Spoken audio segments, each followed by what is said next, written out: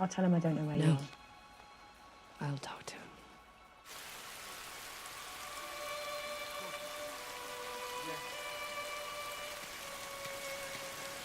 What are you doing here, Phillo? The flag you took us. We both know you don't give a shit about that flag. You threatened to tell them. I was angry. You know I wouldn't. Do I? You should. We were close ones, or was any of that even real to you? How can you even ask me that? Because you left me, Phillo. You left and had me maroon and tell me you died. Do you think that was easy? They ripped my bloody heart out. Why? I didn't want you to die. For me. You think I haven't spent the last 7 years wishing I had? I was a liability to you. I was your weakness. You were my hope, Phillo. And you survived. We would have done more than survive. We would have had a reason to. We would have worked it out. It could never have worked. I'm a broken thing. Not for me. I expected you. All of you.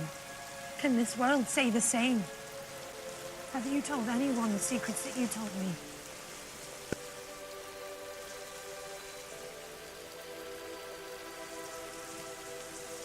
Oh, God, Phillo. You're so lost. I would say a prayer for you tonight that you find where you belong. But I know now that it's not with me. And yet,